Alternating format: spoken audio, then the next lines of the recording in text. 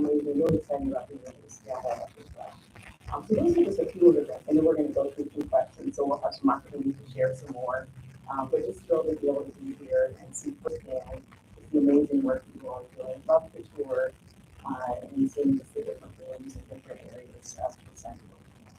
But yeah, thank you for having us. Looking forward to our discussion. So I'm going to jump in just to say, first of all, we're very grateful that you're here. Extremely grateful for the partnership. We'll say more specifically about the children's initiatives, but we've had this long-standing partnership, and as I've shared with you as we've talked, the money has been fabulous. It's enabled us to touch every single community that we serve. But it's also been all the technical assistance, the partnership, really thinking about together how we bridge the gap between what the science of care is, and how do we bring that care in ways that are really accessible to our different communities across our Centerstone footprint. You all know this, we're in 5 states with our facilities, we've got networks of therapists all across the country, and but it all gets down to how does this service meet the needs of a particular community or a particular sub-community that we deal with. So we're very appreciative of all that. Anyway, it's just delightful for you all to be here. We've talked about this. This facility is one of the ones that we're very proud of because every bit of it was built, furniture, everything, with donors that came out in support of the mission of this organization. So another set of our partners local, I want to say thank you to. Other folks here have got a lot more to say that are really I hear from, but just understand our gratitude. Deputy Commissioner, we appreciate the partnership with the department. Really appreciate you being here as well. So anyway, with that, I'm going to turn it over to Ben Middleton. Ben is our CEO for our Tennessee operations, which is our biggest. I'll say this when we talk about kids. It's our heaviest concentration of children's services across our footprint right here in Tennessee. Absolutely, I just want to echo David's comments. Thank you so much. I said to someone earlier, it feels like alumni. I've met a number of people before, but it is wonderful, and I'm going to emphasize the word partnership. It is wonderful to have an opportunity as an organization, providing organizations to work so closely with federal representatives, and not only just the federal, but the state. In fact, it was because of Matt, Yancey, and Commissioner who's not here, Reed Williams, that I got a chance to meet you there. And Michael, it was just a wonderful opportunity. I think, as David said, the money is wonderful, and the services are great. They're going to be very impactful. We couldn't deliver the first service without the staff. And a number of folk out there in this audience who understand the challenges we have in terms of just getting the quality people we need to do the quality work that this money actually goes to support. And this young lady, April Scott, to my right, your left, actually, we've got to have tremendous leadership. And she has been with us for many years, really helping us get into the work of early childhood, the prevention work, and a number of folk and health providers are engaged in intervention work. But I'm also happy to say that our state is really supporting us to make sure that we can hire and retain the quality people that we need.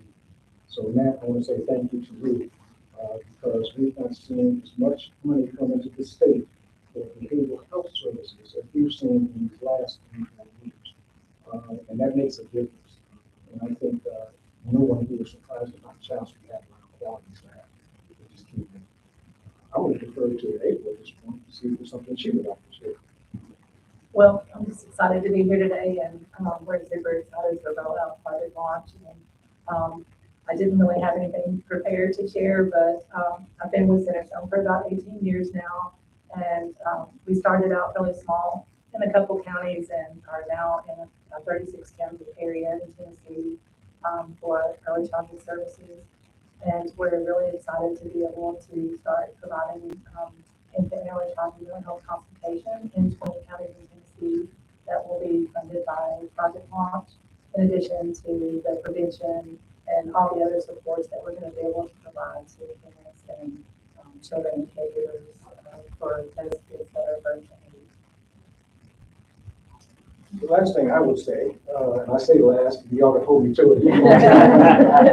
There's some, not only do we have staff out there in this audience, but we've got some really quality board members and representatives from other organizations that really make this happen. So I want to, again, it's the partnership, it's the people, the boots on the ground, it's our grant writers, it's our staff, and it's certainly our board members who really support the work that we do with their time, their talents. And as you well know, they don't get paid to do this, so they have a passion for it. We're grateful to have them, some of them present today. Well, last introduction. Well, I'm honored and humbled to be here. As a State Department, we always say we can't accomplish our mission, vision without providers, and Centerstone is certainly one of the best. We partner with Centerstone on really a whole continuum of care, from early intervention to crisis services, school-based services. We're working with Centerstone now on opening a new crisis stabilization unit up in Clarksville, Montgomery County, which is a community that we really use that resource bad. Also, we can't accomplish our work without our federal partnership with SAMHSA. I can't say enough about the Assistant Secretary and Captain King over the past few years. We have felt your support. It's been great. We received block grant funding from SAMHSA, state opioid response funding, and assortment of discretionary grants, most of which we provide directly to our provider network. So just really excited to be here. Ben referenced the workforce issues that the public behavioral health system is facing, I think, across the country, certainly in Tennessee. And I feel very fortunate to have a governor and a General Assembly that has invested significantly to help us address workforce issues. Over the past 2 years, we've received $36 million to do provider rate increases. Here more recently, we received $70 million out of the special session, a lot of which will go to support both recruitment and retention bonuses. We anticipate close to 4,000 people across our state benefiting from these bonuses to help shore up the workforce. Because you can't accomplish your goal without providers. The providers can't continue to provide good quality services without strong professionals. So we are certainly dedicated to help address that issue that, again, still is there. Well, so Commissioner Williams is not here, but I almost feel like we should start this panel with some music. Everyone has a song that they have to play. I'm just kidding. But I will say that it feels like we should, just in honor. And actually, what I will say is, since you were just talking about workforce, we're gonna start off the panel with a question about workforce, because we know that without folks to do the job, nothing is going to get done. And we're in the middle of a crisis, a healthcare workforce crisis, but also a behavioral healthcare workforce crisis. And so the question for the panel to start is, what can be done to build a stronger and more diverse pipeline? And then what can we do to retain these people once we have them? Or what can we do to retain the people we already have? And I'll start with our Deputy Secretary. I'll do a couple of things. One, we spend a lot of time at HHS thinking and talking about this. Again, we have a number of levers, right? We have CMS that is the reimbursement for providers. We have the Health Resources and Services Administration, which does a lot of our workforce programs, our loan repayment, our the National Health Service Corps, right? We have so they play a major role in how we think about workforce.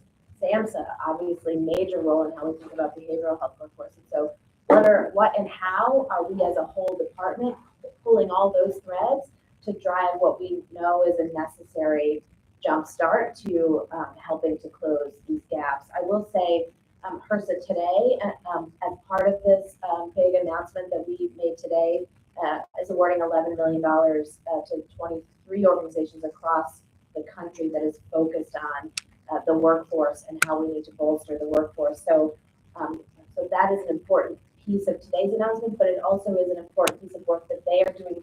You mentioned burnout. I think we're very concerned about what we're hearing from communities across the country about folks leaving the workforce because of burnout. And so how we are thinking about making sure folks have the tools to support their workforce and to make sure that they have what they need to be willing and interested in continuing to practice is a really important part. We can't, it's going to train somebody, there's lead time on that. And so we got to think about this from soup to nuts, start to finish, how we get what we need and how we maintain what we have. And then I think the other important pieces of this are one, how we think about the workforce more creatively. Your primary care docs are not going to do all your behavioral health, and they shouldn't. But how do we make sure they have the tools, whether it's through consultation models, whether it's through enhanced training for them specifically? Again, how are we using all our levers? We need to think more creatively about peers. How do we bring them into the system? And I think what I have heard when I talk to youth on the ground across the country, they like peer support. That is a mode of support and that they are comfortable with. And so how we think about youth peer support in the broader scope of our federal policy, I think is an important opportunity. But again, like we at HHS have lots of levers. How are we looking at all of them to maximize them for the work that's happening at the community level? And we welcome good ideas as we try to work through this, because this one is not solvable in an instant, and we're going to have to really dig in and persevere over time. This isn't one and done. We shoved a little money at it and it's fixed, right? It's good. We're going to need to spend some time on this, and the way we do that together is going to matter in the long term. How we reimburse, who's eligible for reimbursement, right? You want professionals to see a career path for themselves, and if they're not part of the system, if behavioral health is not integrated and it's part of how we think about healthcare and how we reimburse healthcare, we're never going to get all the way there. So we at HHS feel like we have a really important role to play in looking at the big picture and helping pull and push the levers in ways that facilitate our ability to address these challenges, knowing that we're going to have to do it over a period of time, because again, it's not going to happen. Yeah, and there's a couple additional pieces here. So we actually recently made workforce one of our key priority areas. It used to be cross-cutting principle, but then as we were talking with folks in the field, just increasingly, we're hearing this workforce is a challenge. First actually put out a report that shows that by 2025, there may be upwards of 25,000 FTE short. So quite a bit of work we need to do in terms of both expanding the workforce, but also doing work in terms of retaining the existing workforce. And so some of our work really focuses in both of those areas. So for example, we have the Minority Fellowship Program. I'm actually a fellow at that, and a program is near and dear to my heart that funds fellows across psychology, psychiatry, contemporary therapy, really across the behavioral health disciplines, both at the master's and the doctoral level, to really bring folks into the behavioral health profession that are interested in working with diverse communities and diverse populations. So we're really excited about that program. There's some recent data that we've brought about 4,000 individuals into the field through the Minority Fellowship Program. We also have partnerships with minority serving, so APCs, HSUs around really that pipeline work. And it's so important to expose individuals early to behavioral health professions. And so really thinking about how can you connect early with individuals who are in college and really thinking about what they want to do in terms of a career in terms of so our working with again APCs and HSUs there in terms of some of that work. Another area that we're focusing on is in terms of retaining and doing training and doing strengthening of existing workforce. We have this range of technical assistance centers and centers of excellence where we're able to provide training and TA really at no charge for both grantees. I also let folks know for grantees, but also for folks who are not grantees.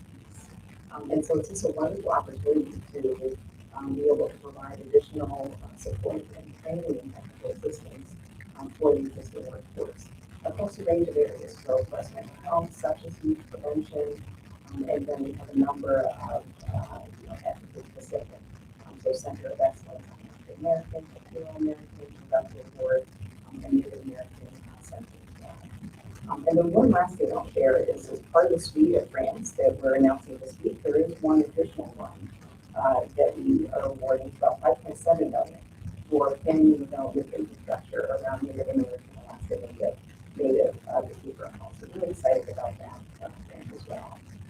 As we've had time to visit different tribal communities across the country, it's just evident that these resources are so needed, and so we're really pleased to be able to take these funds as well. I'll echo a lot of what you said. It's true, we're all talking about workforce, and before I say a little bit more about that, I'm so grateful to the majority of our staff members that have been with us for a long time, that have stuck with us through, all through the pandemic and years before that, and all that we've gone through. They've experienced a lot of pressure because of the workforce challenges. We are seeing twice the volume of people seeking care that we did before the pandemic. Twice the volume. I want you to think about that. And our ability to hire and retain people early and get them engaged in this work has really been where the challenge has been, not just with us, but across the field. But first, my gratitude to the folks that have stayed with us. We are at this inflection point in our field, and I do think that the work that we're all doing together, that all of us are doing, is going to influence not only what care looks like in the next few years, but I think it's going to set the stage for what care looks like for decades to come. In my career, which I've got to think more right here than anybody else here, in my career, this has been the most pivotal point. So the good news is we're seeing stigma really start to erode. I mean, people are stepping forward. I think that's one reason why we're seeing twice the amount. But the other is the pandemic, the impact of the pandemic, particularly on our young people, is going to be felt for years. And how we address that in these next couple of years is going to make all the difference. Again, I love the partnerships that are represented in this room. Some of the stuff that you both talked about is just aligns so well with what we're looking at. We've launched the first comprehensive simulation training center, not just for our licensed therapists, but for all the clinical folks that interface with our patients. If we're going to leverage additional disciplines and peers, it's really important for all of us to make sure that that's being delivered where the individual delivering the care feels confident in their competency, right? So that's a big deal for us. We've just implemented a partnership with an AI company, Listen, that will help us leverage our simulation training center and provide more real-time feedback to our clinicians about their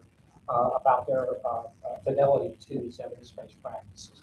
The good news for all of us is that we've got better treatments available today, proven treatments than we ever have before. And the partnership we've had about how do we take those proven best practices, that science, and translate that into care. It's been really the call to action for all of us, and appreciate that partnership.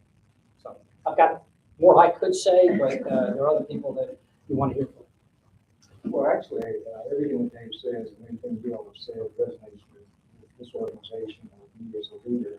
I hear this very often. And we've actually gone out and we're talking, Michael, about what ideas do we have. Those ideas have to come from the people who actually do the work.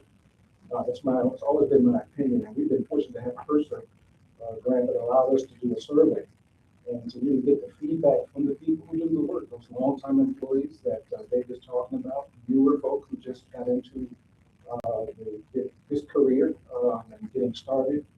And two things came out of that. You won't be surprised. Compensation and burnout, right? But in addition to that, we've had other things that we use, what we call employee engagement surveys that we do every year. What came out of that? They want more training. So we got the pieces of that's what they're asking for. Now, how do we make that happen? That's the challenge for us, is to make sure that we are connecting with individuals to make sure that they, as David said, have the competencies. How do we minimize the burnout? How do we get ahead of that so that people are, there's the word out there, self-care. I'm not sure I fully embrace the word, but people do need to take care of themselves. People do need to recognize that if they're not careful, that they can get burned out very easily, and that means different things to different people. So that's another element. And what I'm grateful to hear is that, Matt, you know this, and those of you who have been patient to our sessions, special sessions, we now have dollars set aside. Is it enough? Probably not, but we have some millions set aside. I think it was 12 million, if I'm not mistaken, set aside to do tuition reimbursement or payments to individuals in this state. I've been here a long time. I've never seen that. Okay, never experienced that. Now, as an organization, we've done what we can to build into our budgets those opportunities to help people get there in that career path, pay for their education. But this state is taking a huge leap into that. And I like to think it to be a beginning because we've got to start getting ahead of the curve where we are actually giving people a reason to get into this field. There are people that are aging out, been here a long time. We've got to get people interested in doing this kind of work. And it's those kinds of things for existing staff who want to get licensure, or individuals who want to get into this field. Those are wonderful opportunities to pay for their tuition to do so. So it's those kinds of things that we have to, it takes money, right? It all takes money, but money well spent and the benefit, the cost benefit, if you will, would be tremendous. A few dollars now for the long-term benefits of having quality individuals choose this field to work in, I think is what we have to do. And that's going to require a partnership, continue. So we're talking a lot about taking care of people and taking care of our workforce, but the reason we're here today is because we know that youth mental health is a huge issue. I love that our assistant secretary started with data and public health, and then we love to start with the numbers. And so if we look at some numbers, the Youth Risk Behavior Survey in 2021 found about 42% of high school students felt so sad or hopeless for almost every day for 2 weeks in a row they couldn't do their usual activities, right? So it's clearly a crisis. So question for the panel, what can we do to provide youth with that support, not just to be healthy, but to thrive and to stay alive? That's a good one. So what we're doing is we're really taking a multi-generational approach to upstream prevention so that we can head some of these issues off before they ever even occur in youth. So you've probably heard of things about healthy outcomes from positive experiences and us promoting positive childhood experiences that can counteract the effects of adverse childhood experiences and trauma. Those things that we know are going to increase the risk of substance use in youth and may, by promoting those positive childhood experiences, we can protect mental health and lower risk for depression. And you may be familiar, Deputy Secretary Palm, with some of the work since you were in Wisconsin before, right? That study that has led to this healthy outcome from positive experiences was based on the Berthas in Wisconsin, where they looked at 7 positive childhood experiences. And they found that these positive childhood experiences are linked to lower odds of depression and poor mental health in adulthood. So by starting early, through early identification and prevention, we can prevent some of these issues from ever occurring in the first place. And I would say that's where we can have the most impact. We know we can't always get to them early, and there's still intervention that needs to be done, and parents who have their own ACEs and their own trauma that we need to work with so that they can support their children and youth. But that would be my idea. I would like to actually direct it to the state of Tennessee, because I brag on the state a lot for what you do with youth mental health in schools. And so I'm here a little bit. There's a couple of things that come to mind. For the social workers in the room, you know that you meet people where they are. And I think that means you meet people where they are emotionally, psychologically, but also physically. And I think about children and what we're doing. They're in school.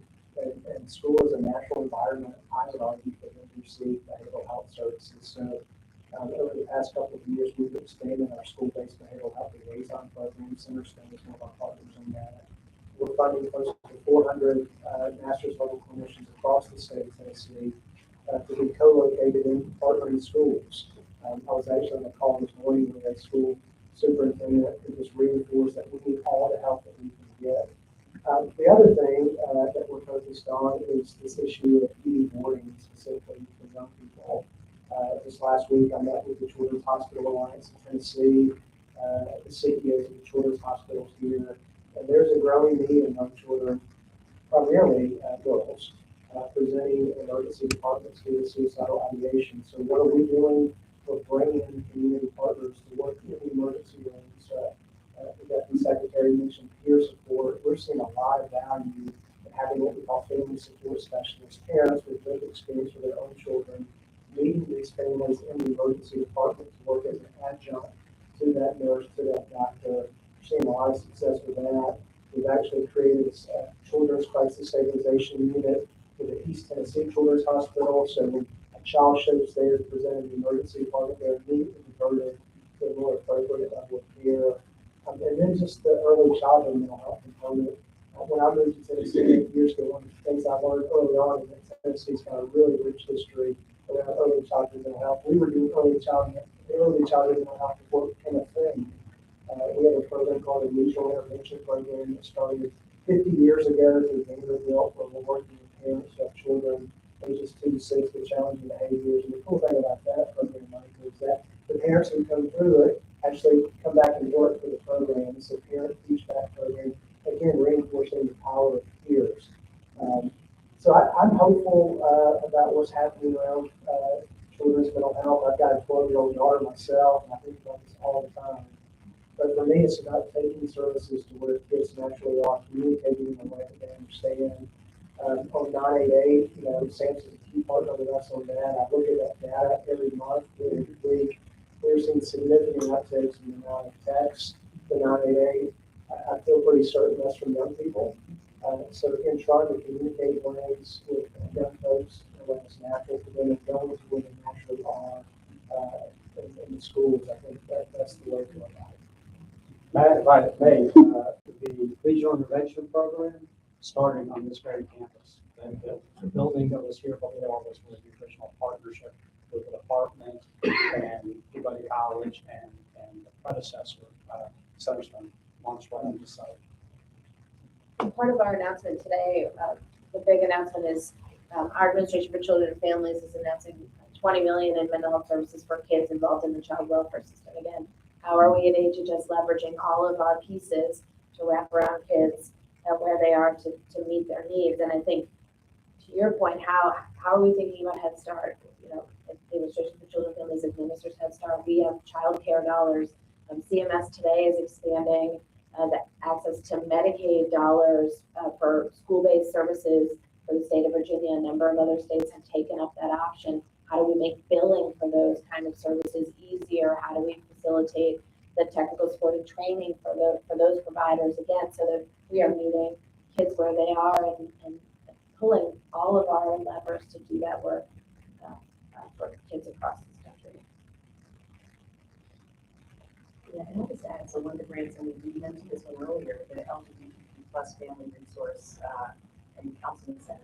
We really see that as such a valuable addition just to the range of services and supports that are available. So that's why we're announcing across the country today. And of course, Centerstone is a recipient of that. So congratulations to the Centerstone team.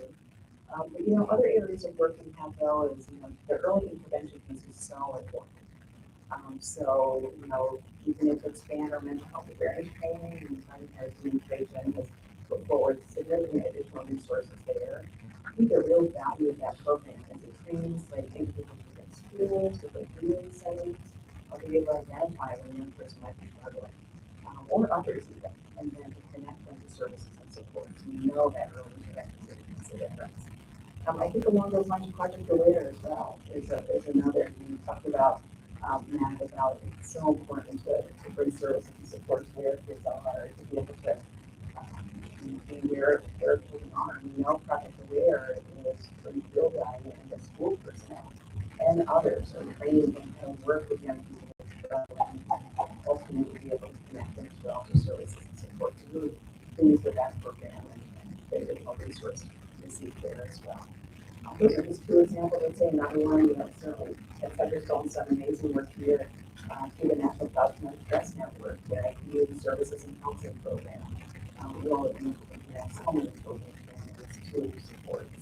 And we know that makes a difference when we grow. So the young person or family is experiencing inadequate outcome.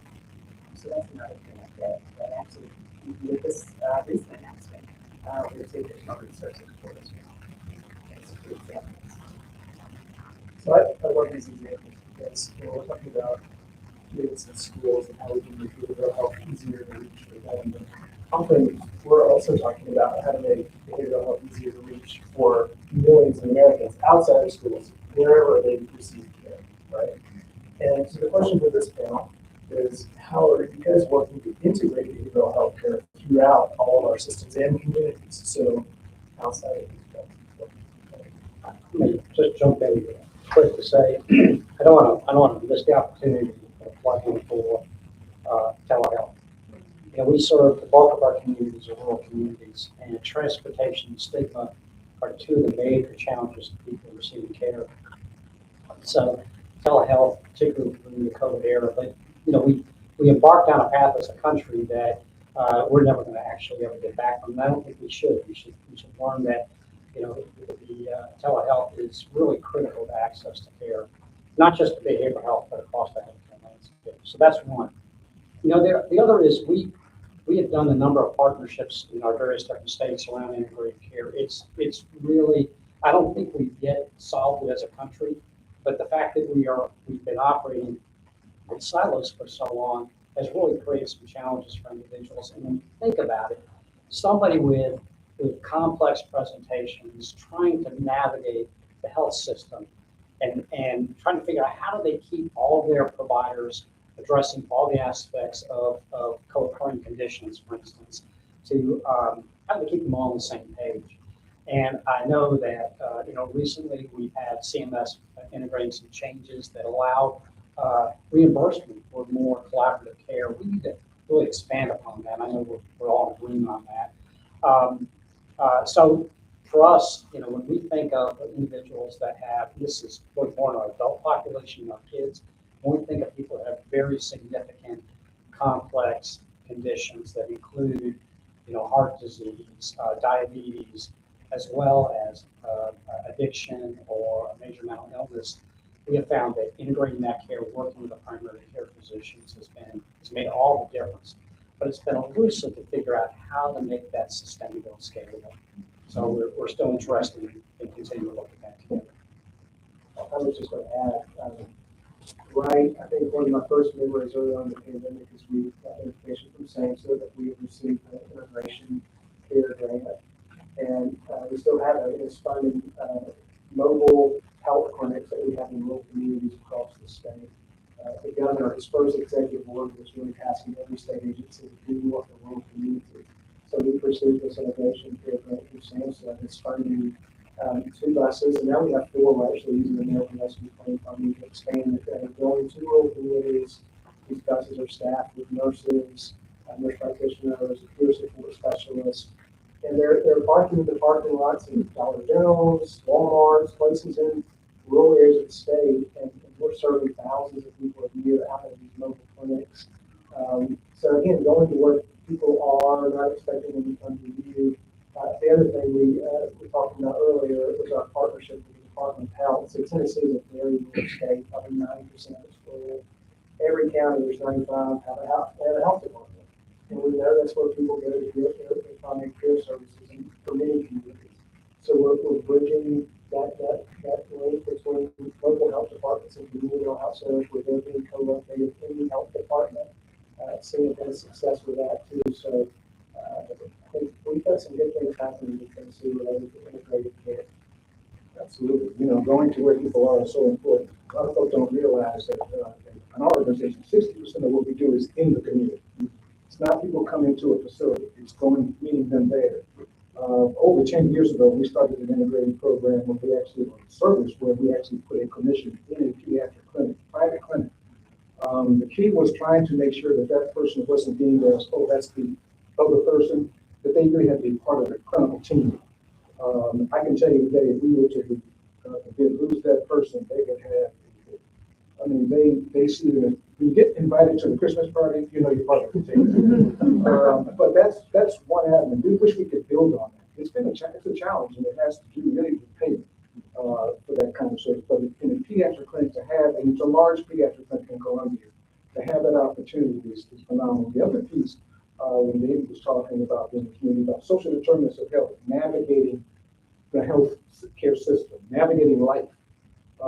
Tennessee Health Fund, which is a very important program here in the state of Tennessee, serves both children and adults. But it is just that. It is being in the community, being in their homes, being where they are to make sure that they get whatever barriers to service that they're experiencing, we can help them with. This is really a nice complement to what April and her team is doing. But that's we just need to do more of that, because that's where people begin to, I tell people all this time, it's hard to do therapy when people are hungry, right? When kids are sleeping on floors, and I don't exaggerate this to make a point, it's the reality. Our case managers see that firsthand, and then they can, without judging, connect folks with the right resources. That's going to be making a difference in terms of prevention, interventions where they're needed, in terms of social determinant health issues. You also have that as well. I mean, we're definitely seeing that with our CCHC model. So certified community behavioral health clinics, and part of that model includes the case management services. So it allows the clinical teams to get at some of the different areas where folks may be needing additional assistance before they can even think about behavioral health, really.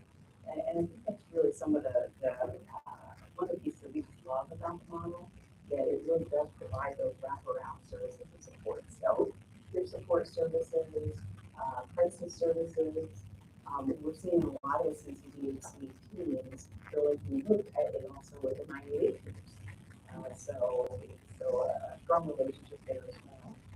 But I think that they do help to, as a model overall, I think also promote integration. And that on-site is also done, they do screening, so primary care screening and then linkage to primary care providers. So that's another example of ways in which we're looking at integrated care. Another long-time SAMHSA grant, I can remember this as commissioner, is our expert. So screening, brief intervention, referral to treatment. This is a long-time grant that really does provide that training for physicians around behavioral health. And we know that's so critical because the data consistently still sometimes shows that people sometimes feel more comfortable talking to the primary care provider around initial behavioral health challenges. So just being able to train and work with primary care providers around behavioral health and real values that I mentioned is exciting, always exciting to expand. We launched as a department a roadmap for behavioral health integration about a year ago, recognizing that, historically we built a healthcare system and we didn't really talk about this other stuff. And we're finally at this inflection point where we've caught up to ourselves, and if we don't figure out, and it's not going to be a single model, it's not going to be a one size fits all, but how we think about putting people at the center of their care so that there's no wrong door, and it is their heart condition and their diabetes and their depression and their whatever, right? Whatever that package is that person brings to the system needs to be ready to deal with it. But right, we built a healthcare system before we were ready to incorporate what we needed to on the behavioral health side. And again, this as a department is a place where we can make it easier for you all in the community level to do this work, or we can keep going the way we have. And right, so how are we lifting up and thinking about payment levers and workforce issues, and all the other pieces of this that facilitate how we put people at the center of what we do and wrap around them what they need, so that there's no wrong door in social services, in early learning, in schools, in healthcare, and the behavioral health clinics that Miriam was just talking about, right? That sort of leads with behavioral health, but the requirements are that the health is also there. So right, that's another. If that's the door you come in, that's great too. But how are we thinking about all these pieces? And it is challenging, and we've wired ourselves to make this harder. And so how we all bang away at this to get it to push the system into the place where it's working for everybody, I think is for me is sort of the last mile in healthcare. Right? We've made so much progress in coverage, and how do we get across the finish line so we have a healthcare system that takes care of our whole bodies and not just from our neck down. We gotta get to that place, and that's exciting, but it's hard. But it is a battle worth waging and a fight worth winning. I have to say, I'm sitting here just with gratitude because here we have the Deputy Secretary of the United States. They're talking about the importance of integrated care and the role that behavioral health plays in this. And I don't take this for granted because I remember not that long ago when that just would not have been the place. I'm grateful for you, and I'm grateful for where we are today. And it is, it is complicated. It's not going to be one size fits all. But I have to say, I'm just so grateful in this moment to have the partnerships that we do with you all, and just thinking about the impact that we can all have together. So anyway, a lot ahead of us, but gosh, so much progress has been made. So thank you. It means a lot that you're here. My pleasure. I started as a crisis counselor. So your heart's right there. Yeah.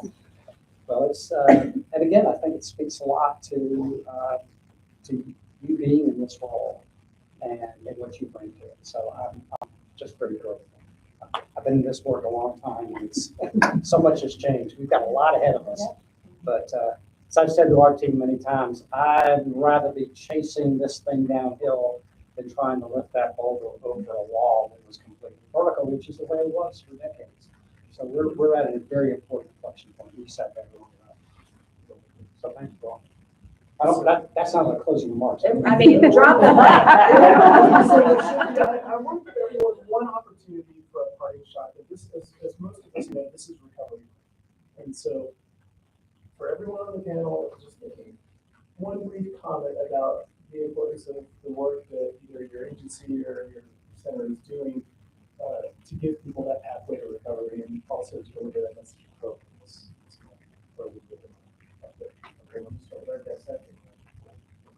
I want to give Matt the last word. Oh, wow. Just saying. In their house. Right? Yeah. It's like a future law. It's so true. It's so true. And a guy like you, as we are guests here in your state and in your center. And so I just want to say thank you for that parting shots. I actually appreciate you raising this because, we've been talking a lot about mental health today, but there's a larger thing here in Recovery Month, which is the substance abuse side of this. And you talked about co-occurring, and we know that we often don't find one without the other, and our ability to also pull that out of the shadows and make that part of the work that we're doing and the way we do our work is a critical part, again, of really putting people at the center of what we do. And so Recovery Month is a really powerful opportunity for people to tell their stories and for us to support them in the courage that it takes to do that, again, to help us do the work of normalizing, destigmatizing, and bringing this work into the mainstream, into the way we think about healthcare more broadly. So I appreciate you raising it, and I hope that we've done a couple of really important Recovery Month activities at the federal level to try to walk the walk around being open about talking about these issues and giving people permission to do that. And so I would welcome any opportunities to continue to partner with you all as we do this important work together. But again, my thanks for having us here today. Congratulations again on your grant dollars, and we look forward to continuing to do this work together. And thank you to you, Matt. Thank you for joining us. And we are in your house, and we appreciate you using ARP dollars for your rural communities. That is such an important nut to crack. Miriam and I have had the opportunity to do a number of rural visits, including tribal visits, it's the nuances in rural communities are different and challenging, and there's got to be the flexibility along with the accountability and how we use those dollars to really get at issues in rural communities. So really do appreciate the way Tennessee is led.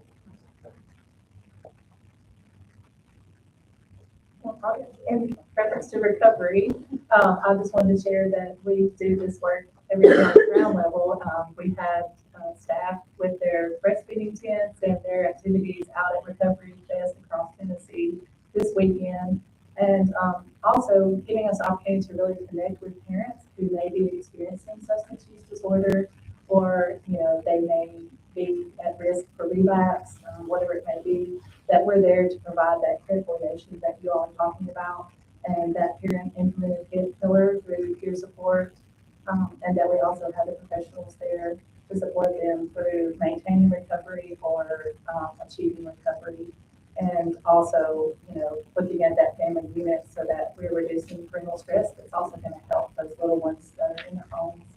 And so we do this work every day, and we're grateful for the opportunity. And also, you guys were talking about integration.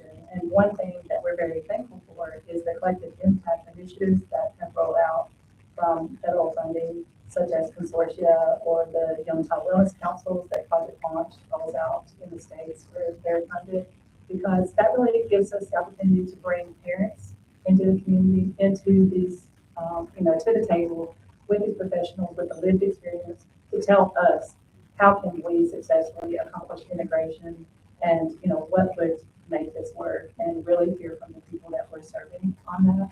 And so that's been something we've been really grateful for.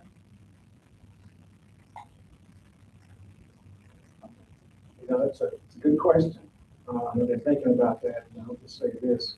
Recovery Month for me is just a reminder of my belief that people shouldn't get treatment and be in recovery by accident. It ought to be on purpose. And it ought not be anything that stands in the way of people who want recovery to receive it. Get into that. The last thing I would say, and I said that twice, this is going to be the last thing, is this is the state. I know you mean that figuratively. This is our house, but this is literally our house. So welcome, and we're so glad that you joined us today. It does my heart, warms my heart. I wish all of our staff could be here to see and witness this, and to hear the good things that are being shared, and hear the compliments that are being paid. We get to hear it. We're going to pass it along, and hopefully we get this recorded and shared. But it's nice to be recognized for the work you're doing. It's humbling, but it's also a reminder that we still got a lot more to do, and it just is more like fuel to us to say, you know what, we're going to take us. This is a great challenge, and we're glad to be a part of this. Thank you.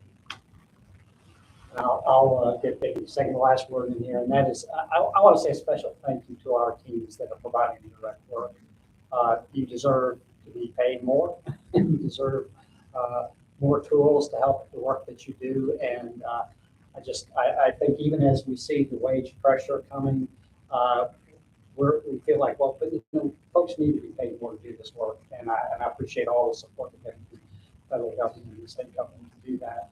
I also want to say a special recognition to the people that have the courage to step forward for care themselves or their family. We don't often talk about that enough, but here in Recovery Month, anybody that thinks it doesn't take courage to step forward and seek that help hasn't walked that journey or seen a loved one do that. So I want to say a special shout out to those of you that have made that step for yourself and your family member. Again, I think to Ben's point, what you're seeing, I hope everybody here is seeing, is that you've got great alignment around the partnerships with state, federal government, and the provider community. We've got a big hill to climb, but we can do this together. And I am confident that what we're going to do over the next few years will impact care for decades to come. And I just feel humbled to be a small part of what we're all doing together. Very glad to be in partnership with y'all. Extremely grateful that you came, as Ben said, to our house to spend the visit. It was a longer trip for most of you than it was for us. And I'd say it was a trip that was a pleasure to make, because that this is such important strong work that's happening here, and it's wonderful. It's wonderful just to be able to be in person and to sort of visit and see in person the work that you're doing. So I'm certainly looking forward to it. So thank you for having us, and just the full speaking for all of the work that you're doing. I think for me, in terms of Recovery one message we've really worked to get out throughout the month of SAMHSA is that hope is so important. We have hope, and for people to know that recovery is real, recovery is possible. We have over 20 million Americans in recovery across the country, and we've had so many wonderful events over the course of the month.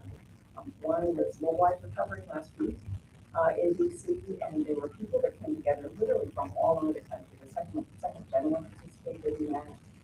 And it was just a wonderful, vibrant celebration of recovery and wellness, and people really coming together as a community to sort of share their stories and live experience. So that's one event that we were really excited about. I think another that's coming up is the Mobilized Recovery Day of Service. So we are partnering with Mobilized organized for a day of service to end out Recovery Month.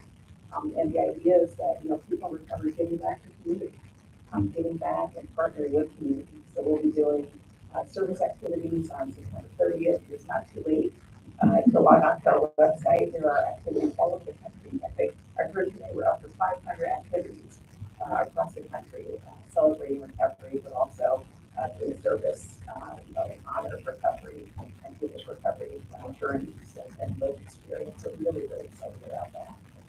And then the last thing I'll add is last week we launched and announced our recovery NISDA data.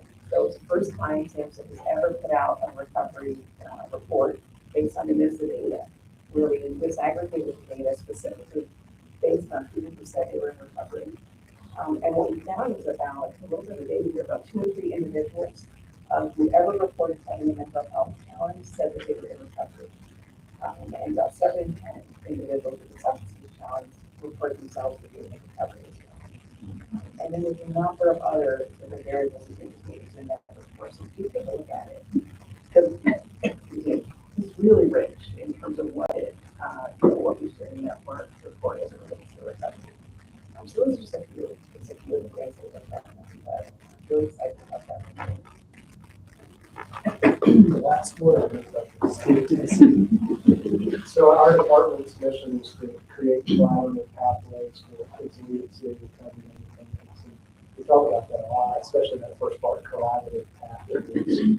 But I think and just as important as the client clinician therapeutic alliance is so important for providers, federal government folks, state government folks to work together and have an alliance around behavioral health. And I've been in the field 20 years, and I feel like we're at a point now where it's better than it's ever been. Again, I can't say enough about our partners at SAMHSA. They've been so supportive of not only our department, but the providers here in the state of Tennessee. And also, the legislature here in Tennessee, our governor, our department budget has increased, I think, 60% the past 5 years, 60%. When I first started, it was about $300 million. It's closer to $600 million now, I think. So people in our state are investing in behavioral health more so than ever. I think about our partnership with the Medicaid Authority, TennCare here in Tennessee. Not all states have state behavioral health authorities, and Medicaid authorities working as collaboratively as we do. They're also helping raise rates and do things to enrich the workforce here in Tennessee. But when I think about recovery, I think about SAMHSA's definition in the 4 domains: health, home, purpose, and community. And this agencies like Centerstone, they're providing not just therapy and medication management, but housing, employment support, peer support, all those things that we don't address each of those 4 domains. So to your point, recovery is real. Hope is infectious. I heard someone describe hope as hold on, pain ends. And I think that's always resonated with me. So again, really honored and humbled to be here. I know our commissioner wishes she could be here. I think about the funds that have come to our department. If not for her, it wouldn't happen. She is the biggest advocate in our state for behavioral health and the collaborative pathways that she has forged with just everyone across the state. I think is where we are. So I know she was good. Thanks for having me.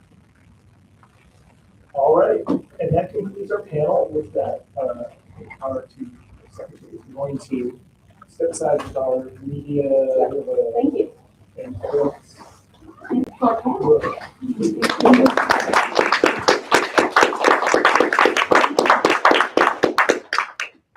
Deputy Secretary